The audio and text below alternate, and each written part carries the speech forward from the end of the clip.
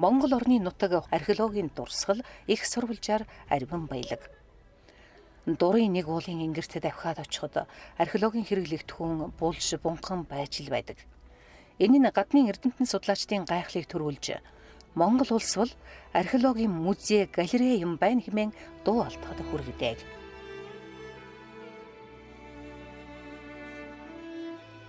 Эрдмийн түүхэн уюуд болох хуучин чулуун зэвсэг, шинэ чулуун зэвсгийн үед холбогдох археологийн дурсгал, булшны малтлах судалгаа болон дурсгалаас илэрсэн олдвруудыг судалснаар тухайн үеийн түүх, тухайн соёлыг бүтээгчдийн дүр төрх, бие бүтэц, генийн сан, өвчлөлт, хоол хүнс, нүүдэл суудал зэрэг түүхэн олон асуудлыг шийдвэрлэх мэдээлэлтэй болох юм.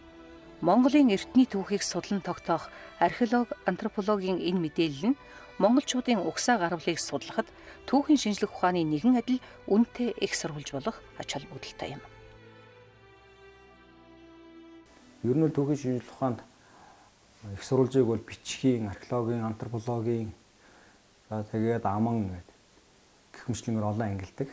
Энэ одоо олон сурвалж дотор бол археолог болон антропологийн их сурвалж чухал их сурвалж болдог. Ялангуяа бичиг үсэг үүсгээс өмнөх үеийн түүхийг бол үндсэндээ археологийн болон антропологийн их хэрэглэгдэхүүнээр тодруулж байгаа. За бичиг үсэг үүссэн үеэс хойш ч гэсэн археологи, антропологийн сурвалж бол эртний түүхийн судалгаанд маш чухал их сурвалж болдго юм аа. Сурвалж бичиг, археологийн сурвалж хоёр бол бие бинийгээ илүү маш их нарийн нөхчидэг. Сурвалж дээр байгаа зүйлийг археологийн сурвалжаар нотлох, сурвалж дээр байхгүй зүйлийг археологийн сурвалжаар тодруулах тийм. Тэг улмаар тэр үеийн хүмүүсийн амьдрал ахуй амьдрал юм тодруулахад генетикийн болон одоо тэр антропологийн судалгаа аягүй чухал л да. Угсаа гарвалыг тодруулахаас бол антропологийн сурвалж бол өөрөө тийм сонин байгалийн ухааны л одоо аргыг хэрэглэж хийж байгаа судалгаанууд ч үндсэндээ байгалийн ухааны аргуудыг хэрэглэж, сүүлийн аргуудыг хэрэглээд тухайн хүний амьдралын маш олон зүйлийг тэр хүний ясан дээрс одоо тодруулж болдог юм ба. За археологийн судалгаа бол археолог бол өөрөө зөвхөн археологийн олдвор биш юм л да. Тухайн булш байлаа гэдэг тэр булшны оршуулгын зан үйл бол маш чухал ашиг багтал. Тэр оршуулгын зан үйлээс бол олон зүйлийг тодруулж болдог. Хожимын оршуулгын зан үйлээс нь юу нь үлдэж, юу нь уламжилж, хоорондоо угсаа гарвал холбоо байна вэ гэхэд бид нар зөвхөн олдворд нь илүү ач холбогдол өгдөг. Гэтэл тэрнээс гадна тийм одоо олон зүйлүүд биелдэг. Ойролцоогоор манай эртний өмнөх 2 дугаар мянган жилийн тэртегээс эхэлсэн хүрэл зэвсгийн үеийн олдврууд бол Монгол нутагт элбэг таарах дөрвөлжин булш, хэрэгсүр болон буган хөшөөнүүд юм. Эдгээрээс дөрвөлжин булш нь хүрэл зэвсгийн үеийн археологийн томоохон дурсгалд багтдаг. Одоогоор археологчид Монгол нутаг дээрх 600 гаруй дөрвөлжин булшийг малтан судлаад байгаа юм. За Төв аймгийн Мөнгөн морьт сумын талын толгой гэдэг газар ирж байна. За энд бол манай эртний өмнөх 1792 мянган жилээс одоо манай эртний 300 жил хүртэлх одоо ийм түүхэн үеийг хамарсан хүрлийн үеийн дөрвөлжин булшийн соёл гэдэг одоо хамаарагддаг дөрвөлжин булшийн соёлын одоо оршуулгын газар ирээд байна. За энэ бол хэрлэн орлоос бол 1 км орчим зайтай хэрлэнгийн зүүн эрэг дээр ирдэг. Тэгээд энэ дээр бол ийм хүрлийн үеийн ийм одоо дурсгал байна гэдэг бол би 2008 оны 9 сард бол Английн Бристол их сургуулийн археолог антропологийн тэнхимийн одоо эрдэмтдээ ирж энд одоо анхны хайгуул судалгаагаа хийсэн. За ингээд энд бид нэр 14 хоног ажилласан. Энэ хавийн одоо орчноор бас өөр дурсгалуудыг нээж илрүүлж олж тэмдэглэж баримтжуулах ийм ажлыг хийсэн. За 2009 онд бол энд бол анхны малталгаа хийж эхэлсэн. Зарших ажилласан. За энэ дээр бол бид нар яг одоо энэ дөрвөлжин булшийг малтаж судлаж 6 булш малтаж судалсан. Ерөнхийдөө манай одоо түүх судлаач, түүхчид, археологчид гадаадын эрдэмтдээ үзэж байгаагаар энэ дөрвөлжин булшийн соёлын хүн ам бол монголчуудын угсаа гарвалтай холбоотой монголчуудын өвөг дээдс гэж ингэж үздэг. Хүнийхээ толгойг ихэвчлэн нар мандах зүг харуулan толгой дор дэр болгон хавтгай чулуу тавьдаг байжээ. Эртнээс үүдэлтэй чулуу дэрлүүлэх энэ ёс өнөөгийн монголчуудын дунд хүртэл тэр хэвээр хадгалагдан үлдсэн байдаг. Оршуулгын зан үйл гэдэг бол ерөөсөн удмаас удамд дамжигдаж ирсэн маш одоо тийм тогтмол ийм оршуулгын элементүүд байдаг. Тэд нар одоо өөрөөр тэр оршуулгын зан үйл өнөөгийн монголчуудад одоо яаж уламжлагдсан, дамжигдаж, ирж бид нар тэднээс одоо юуг нь уламжилж аваад юуг нь мартаж гээж тийм ээ хэрхэн гэдгийг ч бас харж болох. Тийм учраас бид нар бол тоногдсон байлаач гэлээсэн заавал биднэрт одоо хэрэгтэй шинжлэх ухааны мэдээлэл өгөх ийм одоо боломжтой. 1950-ад оны дунд үед Монголын ууган археологчдын нэг доржсрон дөрвөлжин булш гэж нэрлэснийг тухайн үеийн судлаачид санал нэгтэйгээр дэмжиж уг нэр томьёог хэрэглэх болсон байна. Дөрвөлжин булш нь хэсэг бүлгэрийн тусгай оршуулгын газар үүсгэн байрладаг онцлогтой. Ингээл эргэн тойрон одоо ийм сайхан дөрвөлжин булш яг цагийн илэгдэлд бол энэ юу дөрвөлжлөө тавьсан өрөлгүүд нь тийм ээ унсан байгаа. Энэ бол жишээл хайцангуй энэ одоо зүүн хойд баруун талын одоо хашлгууд нь бүгд унчихсан. Энэ зүүн талын хашлгууд нь яг одоо анхныхаа хэлбэр байдлаар ингээд байж байгаа жишээтэй. Дөрвөлжин булшийн одоо оршуулгын юу нөхөл их намхан байдаг. Ерөнхийдөө дөрвөлжин булшийн соёлоос бол олддог гол олдор бол баар савны хагархай гардаг. Энэ нь бол нэг тийм баялаг биш одоо олдорууд олддог. Гэхдээ тэр баар савны хийц хэлбэр хээгээд ингээд аваад үзэх нь бол маш өвөрмөгт.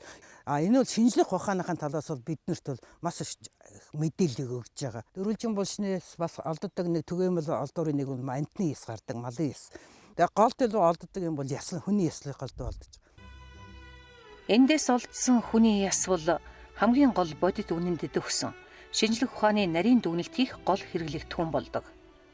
Хүн судлал буюу антропологийн судалгаагаар тухайн үеийн хүн амын дүр төрх бие бүтэц оршуулгын зан үйл угсаа гарвалыг судлахаас гадна хүмүүсийн дундаж наслалт нас барсан шалтгаан өвчлөл тэр хүмүүс юу идэж байсныг хүртэл тогтоож болдог. Нэг үгээр хэлбэл тухайн үеийн хүний ахуй амьдралыг тэр хүний ясан дээрээс тодруулдаг байна. Тэгээ дөрвөлжин булшийн соёлоос гарсан хүн амын антропологийн шинжил өнөөгийн монголчуудаас ерөөсөө ялгагдах юм байхгүй. Бидэнтэй адилхан дүр төрхтэй улсууд байж гэдгийг нэгдүгээрт мэдэж болно. Хоёрдугаарт бол дөрвөлжин булшийн соёлын хүн амын бие бүтэц, бие бэлтрийнхаа хөгжлийнхаа хувьд ч гэсэн нэг онцгой ялгаа байхгүй. Өндөр нам одоо юу биеийн жингийн тооцоо зөвхөн одоо ялгаддаг зүйл нь юу хөхтэн зэрэг чээж хөл гарын харьцаа бол урт хурдтай чээжтэй бонитор хөлтэй байсан нэг юм шинжлэмдэг ажиллаж байгаа. Нөгөө талаар яг булчин бэхлэх гадаргуйнууд яснуудын тэр бол маш сайн хөгжилтэй. Тэр бол яг хөгтөн зөв одоо малаачгаа эрхэлж ясан одоо биеийн хүчний хөдөлмөр их сайн их хийдэг байсан одоо нэг жишээ энэ дээр гарч байгаа. За тэгээд эцээс хүний одоо энэ юу н олдор ясан дээр бол генетикийн судалгаа хийж байгаа. Тэгээ ясны генетик гэж сүүл бол эртний генетикч гэж ярьдаг. Тэрэн дээр нь үндэслээд дөрвөлжин булшийн соёлын хүн ам бол одоогийн монголчуудад байдаг ДНК-нүүд бол дөрвөлжин булшийн хүн амд байгаа байхгүй. Тэгээ зэрэг аргагүй одоо бид нар бол дөрвөлжин булшийн соёлын хүн ам бол бидний өвөгдөөцсөн нэг байжээ гэдгийг одоо бүр нарийн төвшөнд одоо генийн төвшөнд нь батлах юм баталгаа гаргаж ирээд гарсан юм одоо судалгааны хийж байгаа.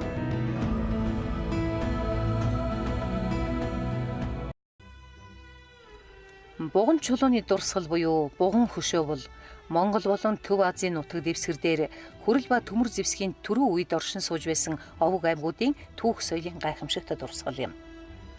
Гонцгой урт чулууг засаж, гурав зааглан, оройн хэсэгт нар сар, их биеийг ороолгон төв хэсэгт сүрэг буугас хийлж, доогуур нь бүс татан зэр зэвсэг дүрсэлсэн хөшөөг буган чулуун хөшөө гэдэг.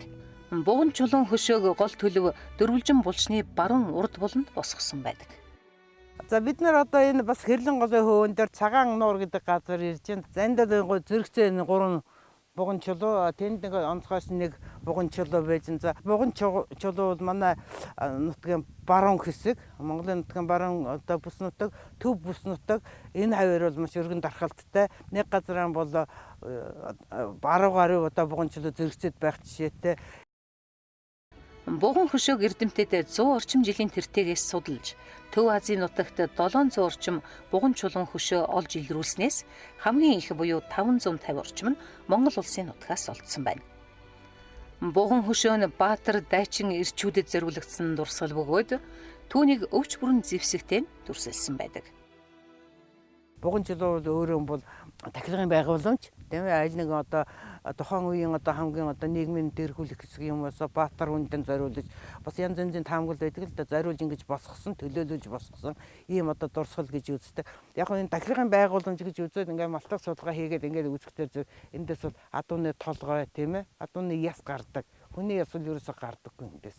Хүн нь одоо яг байлдаан баал сол яваад өргөж ирээгүй одоо гавьяа байгуулсан тийм үнэхээр цогцсон олдог байхад төлөөлүүлж ингэж оршуулсан байна гэсэн бас үзэл баримталж явуулдаг. Манай орны нутаг дэвсгэрт өргөн хэмжээгээр тархсан байдаг хэрэгсүүр нь хүрэл ба төмөр зэвсгийн түрүү үеийн өвөр мөцөд урсгал юм. Хэрэгсүүр нь овгор чулуун дараас түүний гадуур байх дөрвөлжин болон дугуй хүрээ үүнийг дагалдсан том жижиг хэлбэр хэмжээтэй чулуун дагуул байгууламжуудаас бүрдэнэ. Хэрэгсүүрүүд хэмжээний хувьд харилцан адилгүй байдаг бөгөөд зарим газарт 100 гаруй метрийн голж бүхий хэрэгсүүрүүд ч тааралддаг. Хэрэгсүүрийн хувьд бол хүнэн бол ерөнхийдөө нас урсан одоо хүнийхэн цогцсыг яг газар ил тавиад тэгээ дээрээс нь ингээд чулуун авуулаад ингээд хийсэн. А хэрэгсөөрөө яг голд нь бол чулуун хайрцаг байдаг. Тэр чулуун хайрцаг хийгээд тэр чулуун хайрцагтай өөрөөр хэлбэл хүнээ оршуулаад тэгээ дээрээс нь ингээд чулуугаар тавиад ингээд юу хийдэг. Тэгээ тахилгын хэрэгсөөрийн тэр хүрээг тойруулаад тахилгын байгууламжууд байдаг тийм ээ. Хэдэн чулуун ингээд тойруулаад тавьчихсан. А тэрийг нь яг бол дандаа адууны толгой гардаг. Одоо тэгээд ерөнхийдөө бас энэ хэрэгсүүрийн соёлыг бүтээгчд бол одоо нэг морьтон ардын байсан байна гэдгийг бас харуулдаг. Хүрлийн үеийн 3 дурсгал болох дөрвөлжин булш, буган хөшөө, хэрэгсүүр нэг дор таархан цөөнгүй.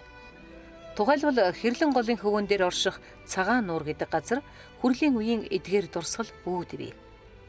Энэ бол хүрлийн үед Монголын газар нутаг дээр маш олон соёл иргэншил бүхий хүн ам амьдарч байсан гэдгийг батлан харуулдаг. Энэ олон соёлын эзэд хаанаас нүүдэлж ирсэн болохыг, тэдний цаашдын хувь заяа хэрэгсэн болох тухай асуудал эрдэмтдийн сонирхлыг татдаг. Энэ бус нутагт бол энэ соёлыг бүтээгчд бол зэрэгцэн амьдарч байсан. Эсвэл нэг хэсэг нь бол нэг баруун талаас хэрэгсүүрийн соёлынх нь нүүдэлж ирээд энд сууршаад дөрвөлжин булшийнх нь юутайгаа ингээ хоорондоо холилдсон байж болох юм гэсэн одоо бас ийм үзэл баримталж байдаг. Хэрэгсүүрийн соёл энэ дөрвөлжин булшийн соёлыг бүтээгчд бол аль аль нь бол монголчуудын одоо өвгдээд гэхдээ хэн нь одоо давамгаалах өвгдээдсэн байсан бэ гэдэг дээр нь бол дөрвөлжин булшийнх бол аргагүй одоо юуны монголчуудын одоо эртний өвгдээд сүрлийн үеэс одоо боломжлогж ирсэн үдний өвгдээдсэн юм а гэдгийг нь тодорхойлсон байж байгаа юм тий.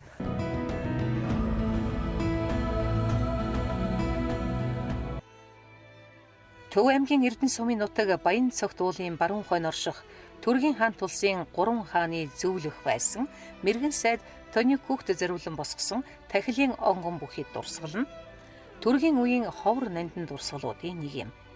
Тоникүкийн гэрэл төшөөний орчимд дээл өмссөн, ур хийцэн харилцан адилгүй 9 ширхэг саарал боржин хүн чулуу байсан бөгөөд цогцлбор дурсгалын өмнөөс зүүн зүгт цувуулан 1300 метрийн цайд 400 орчим цагаан чулуу байрлуулсан байсны зарим нь газар дээр ил харагддаг. Түргүү ихээр зарим хүмүүс бол зөвхөн дан ганц түргүүд оршин сууж байсан юм битэр ойлгодог. Үүнд бол Түргийн хаанд улсын үед бол Татаби, Китаны зэрэг одоо Баярхүү гэдэг олон Монгол овг аймагуд тэнд дотор багтжсэн. Өөрөөр хэлбэл Түрийг нь түргүү захиж ирсэн болохоос орон нутагт амьдарч ирсэн улсууд нь бол олон овг байсан гэдэг бол энэ тэмдэглэлийн хэлхэн зүйтэй баха. Ер нь Түргийн үед холбогдох бош дурсгалууд бол Монгол нутагт маш их олон байдаг. За тэдгээр дурсгалуудыг ерөнхийд нь 3 зүйл болгон хувааж үзэж байгаа. Нэгдүгээр бол тахилын байгууламж, хоёрдугаарт бол хот сүрэн, гуравдугаарт бол бичиг дурсгалууд гэж ерөнхийд нь хувааж үзэж болох юм. За бичиг дурсгалын үед бол Монгол нутгаас хамгийн их олдсон зүйл бол бичиг дурсгал байна. Өөрөөр хэлбэл одоо 76 газраас 180 гаруй бичгийн дурсгал олдсон байна. За тэгэхээр Монголд байгаа тэр түргэн үеийн бичгийн соёлын дурсгалууд хамгийн гайхамшигтай нь бол хөшөө цайдамд Дарханга аймгийн хашаас минутагт орших хөшөө цайдам музей татгалагдаж байгаа. Көлтөгний гэрэлт хөшөөний бичээс, Бэлгийн хааны гэрэлт хөшөөний бичээс гэдэг. Энэ бол түргэн 2 дугаар хаант улсыг байгуулсан Илтгэрш хааны одоо 2 хүүхдийн дурсгал байгаа юм. Одоо манайд бол Тоникүкийн гэрэлт хөшөөний маллах судалгаа хийгдэж байгаа.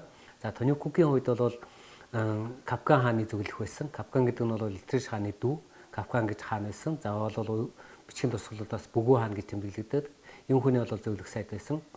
Өөрөөр хэлбэл Түрк улсын түргүүдийг энэ газар дагуулan авчирсан хүн бол Бэлгээ Тоникүк өөрөө байгаа. бэлгээ тониког би өөрөө өтөкөний газар тавцраагүй байсан бол дөрөв төм үгүй болох байсан гэж ингэж өчтдөг. Өөрөөр хэлбэл өтөкөний газар буюу өөрөө хангаан нуруунд төргүүдийг дагуулж ирсэн хүн бол бэлгээ тониког яхахгүй мөн. Төргийн хожуу хаан тулсын төрийн зүтгэлтэн цэргийн нэрт жанжин тоникокийн цогцлборын малтлах судалгааг 1909 онд эхлүүлснээс хойш хэд хэдэн удаа хийсэн байна. 2 гэрэлт хөшөө нь 8 талт 62 мөр бичээстэй бөгөөд бичээс нь сэцэн бэлэг тоникок би өөрөө табгачил тан улсад хүмүүжсэн гэж эхэлдэг. За тоникогийн удаа чадгаа амьд ах бай цагта одоо энэ гэрэл хөшөөний үгийг бол өөрөө бичсэн байх бол бүр магадaltaй. Өдөр амрын эсвэл шөнө амбулатрис унтаж харах эсвэл ланцс асруулсан байж улсын дайтай улс болгоод төрийн дайтай төр болгоо гэж өөрийнхөө хийсэн бүхэл гавьяа зүтгэлийг бол энд төвлөж үлдээсэн. Өөрөөр хэлбэл төргийн хаан тусад миний байгуулсан гавьяа асрах юм аа. Үүнийг бол та нар хизээч одоо мартах ёсгүй гэдэг тэр өөрийнхөө гомрхол саналыг бол энэ гэрэл хөшөөндөө бичсэн гэж ингэж үздэг. Төргийн хаан тулсын үед төрийн Төв Азийн төвөнд хамгийн авианы бичгтэй болсныг бол хараахан тийм биш юм. Өөрөөр хэлбэл энд хэрэглэгдэж байсан тэр авианы бичиг төргүүд аваад өөрийнхөө төр улсын бичиг болгож авчиг гэж ингэж үзэх боломжтой ийм зүйл байж байгаамаа. За манай Монгол Улсын их сургууль шинжилгээ ухааны академийн төв харьцлагын хүрээлэнтэй хамтраад энэ дурсгалыг 2 жил малтаж байгаа. Одоо өнгөрсөн энэ жил бол үндэстэндээ бол музей байгуулахаар ингэ төлөвлөн ажиллаж байгаа. Хинтээ аймгийн Цэнхэр мандал сумын нутагт орших төргийн үеийн энэ 2 тахилын байгууламж нь хосгүй нандин дурсгалд тооцогдно. Эрдмийн төргүүд нас барагстан чандралан оршуулахын зэрэгцээ тэдний сүнсийг амьрлуулах тахил тайлгын тусгай зан үйл хийж тахилын онгоныг тусад нь байгуулдаг байжээ. Эдгээр онгон нь нас барсан хүний угсаа гарвал зэрэг дэвээс шалтгаалan янз бүр байхаас гадна бүтэц ур хийцийн хувьд ч өөр байдаг. За төргийн үеийн одоо дурсгалууд бол ерөнхийдөө хэлбэрийн хувьд бол юм дөрвөлжин ажиллахтай юмтай. Яг энийг бол тахилгын байгууламж хийж болно, оршуулагч байж болно. За эндээс бол заавалчгүй одоо ягаар төргийн үеийн байгууламжийг шилж байгаа хөтөн цаг энэний нэгдүгээр ерөнхий захиан байгуул тий. Одоо хүрээ чулууг нь босгож хийгээд дотороо нэг чулуугаар чигжиж дараас хийсэн юм байдаг. А нөгөө талаас бол энэ байгууламжаас бол зил чулуунууд явдаг. А ийм одоо тахилгын байгууламжийнхаа урд талд бол юу хүн чулуутай байдаг. Тэгээ хүн чулуугаас ингээд олбоолч бол дандаа зүүн тийш нь одоо ингээд зүүн урах шагаан чиглэж ингээд явсан ийм зил чулуунууд тавьсан байдаг. Зил чулууны урт бол янз бүр байдаг. Зарим километр, 2 км үргэлжилдэг. Энэ бол яг зил чулууныхаа хувьд одоогийн бэлтгэж байгаа хамгийн цаатлын захын чулуунаас авах юм бол 800 м үргэлжилсэн. 17 чулуу нь ихэнх чулуунууд нуунаад одоо мэдэгдэхгүй болсон газар хөрсөн дор дарагдсан ийм зил чулуунууд байж байна. Монголын Эрдмийн нүүдэлчдийн анхны төр тулс хүннүү гүрний түүхийг судлахад бичгийн сурвалж болон археологийн судалгаа гэсэн 2 төрлийн судалгаа чухал.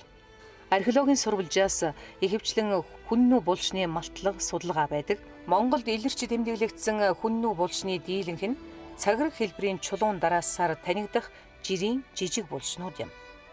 Одоогоор бүх аймаг сумын нутгаас энэ төрлийн булш илэрчээ. Хүннүү нарыг монголчуудын өвөг дээдс гэдгийг археологийн баримтуудаар батлах бүрэн бололцоо бидэнд байгаа. Зарим нь баталсан гэж үндсэндээ үздэг. За хүннүү бол хэд шинжилтийн хувьд Монгол судлаачдын үзэж байгаагаар бол Монгол хэлтэй өвөг аймаг бол Монгол хэлтэн ийм улс байсан гэдгийг бол тогтоосон. За зарим судлаачдын үзлээр бол генетикийн судалгааны хувьд өнөөгийн монголчуудтай бол тунд өстой. За 3 дугаар зүйл бол газар зүйн байршилтын хувьд одоо нийт дэлхий дээр байгаа хүннүү гүрний оршуулгын цогцлбор дурслуудыг бол түүний бараг 90 гаруй хувь нь зөвхөн одоогийн Монгол улсын нутагт дэвшээд бол олддог. За энэ бол бас гарцаагүй нутгаануудын бол нэг нь. За археологийн дурслууд дотроос олддог хүний бие бүтцэд хийсэн за палеонтологийн судалгааны төв бол за хожимын монголчууд, за өнөөгийн монголчуудад та бол адилхан болохыг бол үндсэндээ олдохтой байгаа. За Монголын археологчдын сүүлийн жилүүдэд хийгдэж байгаа бас нэгэн чухал ажил бол хүннүү гүрний үндсэн хэл хязгаар, за үндсэн хүн ам, за тэр дотроо тухайн соёлын онцлогуудыг гаргаж ирсэн нэг сэдв бүтээлүүдийг бол нэлээд олноор төвөрүүлсэн. За тэр бүтээлүүдэд бол үндсэндээ хүннүү гүр нь монголчуудын өвөг дээдэс. За хүннүү гүрний өөрийнх нь өвөг дээдэс бол за Монгол нутгаар иргэншиж байсан дөрвжин муж хэрэгцүүрийн соёл. За ялангуяа энэ дотор хэрэгцүүрийн соёлоос илүүтэй дөрвөн мөчний соёлт хүн амууд илүү оролцоотой байсан гэдгийг бол археологчид өгүүлдэг.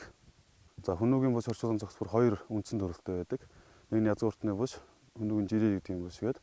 За бусны ерөнхий тархацыг аваад үзэх юм бол үндсэн Монгол улсын нутгаас гадна одоогийн Оросын улбаны улсын бүрээд дэн нутагт за их төлөв язгууртан бушууд.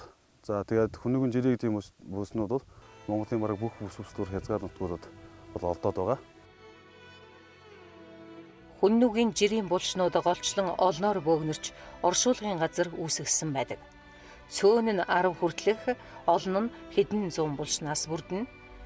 Жирийн жижиг булштай хүннүүгийн оршуулгын газрууд манай нутгаас 300-аар үйлэрсэн бөгөөд эдгээрт байх булшны тоо 10,000 хол давна. Харин малтлах судалгаа хийсэн булшны тоо 400 орчим болжээ. Эдгээрийн нэг нь бишрэлтийн аманд байгаа хүннүүгийн жирийн иргэдийн булш юм. Бишрэлтийн амны хүнүүгийн жирийн иргэдийн булшийг манай археологчид 2 жил дараалан малтан судалж байна. Энд бол нийт 26 жирийн иргэдийн булш бүртгэгдсэнээс одоо 2 жилийн хугацаанд нийт 6 булшийг малтан судалсан. За нэг нь бол хожимын төрөг улсын үед оролдонд оршуулга хийгдсэн нэг булш байсан. Үлдсэн 5 булш нь хүннүү бүрний за үндсэн бүтэц зохион байгуулалтыг хадгалсан юм бол булш байлаа. За харамсалтай нь бүгд эрт үед тоногдсон. Мэдээлэл цуглуулах бололцоо бол багтай.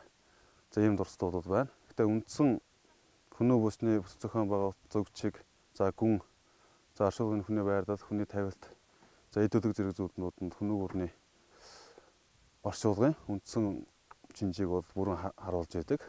За хүннүү бүсэнд хүнийг удыг хөвчлэн хой зүгийг эрхэмлэж за хой зүг толгойг нь хандуулаад тэнгэр байдалтай за модон юм уу чулуу авсанд хийж за эд өдгийн зүйлсүүдийг түүний ойр тойронд тараан тавьж байршуулж за адуу мал за бусад малаар одоо хойлог хийж үрдэж ваар савнд хийх зэрэгээ тавиад за ингээд чулуун таг байд юм уу за чулуун чигжээс дараасуудыг үрдээд гаднаа бол юм цагрыг хэлбэртэй чулуун байгууламжийг хийж оршуулдаг ийм оршуулгын зан үйлийн уламжлалтай байгаа юм. За энэ оршуулгын зан үйлийн энэ уламжлалт бол хожимын Монгол нутагт байсан бүх нүүдэлчдийн оршуулгын шинжид бол тасралтгүй хадгалагдаж ирсэн. За тэр утгаараа хүннүү гүрний их түүхийг судалгаад археологийн судалгаа бол зайлшгүй маш чухал үүрэгтэй гэдэг нь бол тодорхой харагддаг. Археологийн малтлах судалгаа хийж эртний булш оршуулгыг судлахад нэг хүндрэлтэй зүйл бий. Энэ нь эрт үедэнч тэр хожимын түүхэн бүх үедэж тэр тонох явдал их гарч байснаас хөндөгдөж сүйдсэн байдал. Ингэснээр асар их мэдээлэл устж, мэдээлэл авах бололцоо багасдаг байна. За багцаагаар хэлбэл бидний малтсан за 100 булшаар гэж тооцвол түүнийх нь 90 гаруй хувь нь бол ямар нэгэн байдлаар хүнийг арт өртөж эвдэгдсэн байдаг нь нэг харамсалтай. За оршуулгууд дагалдуулсан эд өдгийн зүйлсэд бол үн цэний бүхий. За магадгүй олзос таагчдад одоо завшаан болох тийм төрлийн зүйлүүд бол ер нь байдаггүй. За тухайн үед хэрэгж байсан за их төлөв тийм тахилгын шинжтэй зүйлүүдийг дагдлуу тавихнууд их түгээмэл. Ялангуяа хүнүүгийн жирийн гэдэг юм булшинд бол энэ үзэгдэл бол маш тодорхой харагдаж байдаг.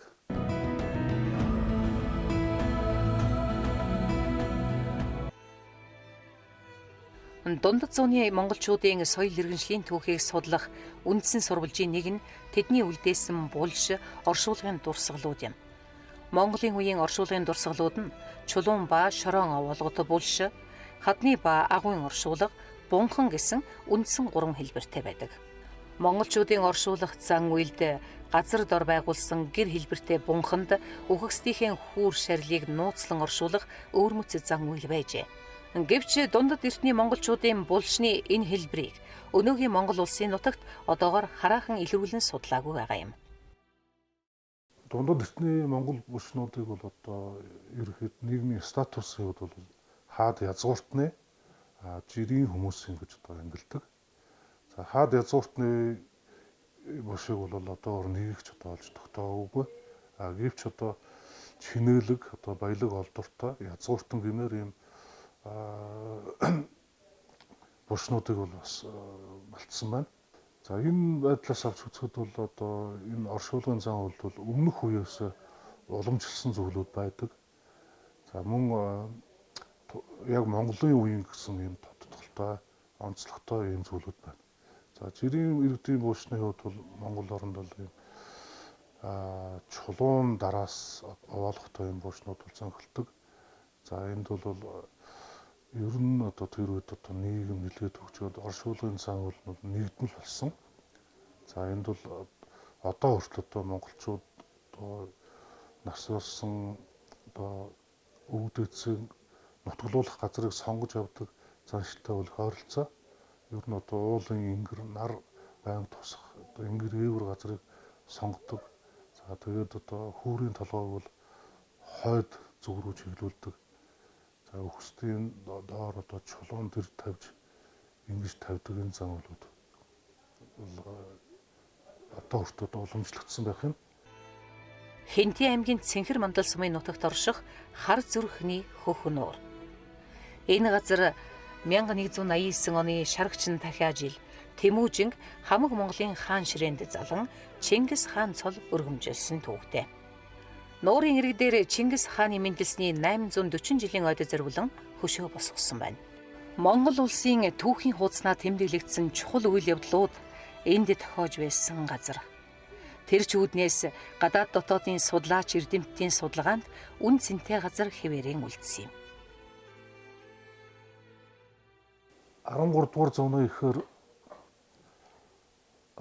онон хэрлэн туул 3 голын сав газар байсан Монгол ууг аймагуд бусдаас илүү хүчрхэгжиж за өөрийн аяас хүлэг суу залаар тоон гарсан Тэмүүжин монголчуудыг улс төрийн талаар нэтгэх үйл ажиллагааг хэрэгжүүлсэн. За энэ хэрэгт тэмцэлт бол хүчрхэг аймаг Хэрээдийн Тойрол хаан за мөн Багын анд Жамууг Жадран аймгийн Жамууг цэцний дэмжлэгийг авч 1189 онд одоогийн Хинтээ аймгийн өмнө дэлгэр сумын нутаг хар зүрхний хөхнөр газар Тэмүүжин Чингис хаан цолгор өмчлөгдсөн газар байгаа. За тэгэхээр Монгол угсаатны одоо амдаж гарсан газар бол яхаар одоо Дорн Монгол тэр дундаа энэ 3 голын сав газар гэж эрдэмтэн судлаачд үздэг. За энэ хар зүрхний хөхнөр хавийн газар усны нэр бол одоо Монголын нуус төвчөнд тэмдэглэгдсэн бараг тэр хөлбөрөөр одоо хадгалагдж ирсэн байна. Монголчууд нүүдэлчин ард том. Тийм учраас өрөндийн суурин иргэншилтэй адилхан том хэмжээний хот суурин барилга байгууламжийг тийм их хэмжээтэй үлдээгээгүй. Гэхдээ археологийн бусад хэрэглэгдэхүүн болох хадны сүг зураг, бичээс, буган хөшөө, булш бунхан зэрэг ариун хэрэглэгдэхүүн их сурвалж бий. Дэлхий бол үндсэндээ археологийнхоо ихэнх улс орнууд бол археологийнхоо хэрэглэгдэхүүнийг судлаад дууссан зэтэр байна шүү дээ. Одоо бүр цөөхөө юмыг ингээд хамгаалтанд аваад ирээдүйдээ үлдээсэн зэтэр байгаа байхгүй. Монгол бол тийм ч. Тэгэхэд Монголын археологийн судалгаа бол дөнгөж эхэлж байгаа юм. Хэрвээ археологийнхоо дурсгалтай харьцуулаад үзэх юм дөнгөж эхэлж байгаа судалгаа. Тэгэхээр цаашдаа бол Монголын археологоос бол асар хэмжээний сонин содон түүхийг тодруулах олон баримтууд олно гэдэг бол бид бүхэн итгэлтэй байдаг. За нөгөө талаар бол Монгол улсын археологиор их олдвор ийм их баялаг байгаа нь бол Монголын түүх агуу гэдгийг л харуулж байгаа. Төр төсний олон зуун жил уламжлалтай ард түмэн гэдгийг л харуулж байгаа. Тэдний чинь Монгол түүх нь баялаг байна. Тэдний чинь археологи хэрэглэгдэх масад баялаг байдаг юм бол уламжлал байгаа мэл. Тэгэхээр энэ их ариун хэрэглэгдэхүүнийг судалж улмаар тэр хэрэглэгдэхүүнийг одоо дэлхийд таниулж жуулчдын одоо нэг татах тийм Монгол оронд татах нэг тийм сонин содон үзмэр болгож ашиглах явдал бол Монгол улсын хувьд маш чухал байна. Ялангуяа аялал жуулчлалын салбарт асар том боломжийг нээж байгаа. Тэгэхээр бид нар бол одоо том хэмжээний матлагуудыг бол музей үзмэр маягаар ашигладаг тийм болох хэрэгтэй. Одоо хар хорны тодорхой хэсгийгч байдаг юм уу? Тийм ээ том хэмжээний булш муухнууд байдаг юм. Одоо хаадын одоо 20 хэдэн метрийн гүнд оршуулсан хаашаашаа 40-50 метр том хэмжээний булш муухнуудыг бол ингээд төсөлт хийгээд дээрээс нь хараад хардаг. Одоо дэлхийд тийм газар зөндөөч хүмүүс дээрээс нь очиод хараа явж болдог. Шилийн хоргод ийц. Ийм байдлаар одоо газар дээрэн дээр археологи үзрүүдийг түүхийн тав судалж танихаас гадна олон нийтэд зурцлж таниулах, аялал жуулчлалыг татах нь бас цааш тавих чухал юм аа л гэж бодож байна. Археолог, антропологийн олдвор дурсгалд аливаа түүхийн улбаа мөрөл хадгалагдсан үлдсэн байдаг. Харин үүнийг шин мэдлэг мэдээлэл болгон хувиргаж, эртний хүний амьдрал ба нийгмийг сэргээн төсөөлж, судлан тогтооно гэдэг нэн хариуцлагатай ажил. Дэлхийн аль ч оронд ховорхон байдаг түүхийн эдгээр сурвалж хэрэглэх түүнийг нарийн судалж, агуу түүхээ тодорхойлон бичих үүргэн Монголын эрдэмтэн судлаачид ийхүү биелүүлж байна.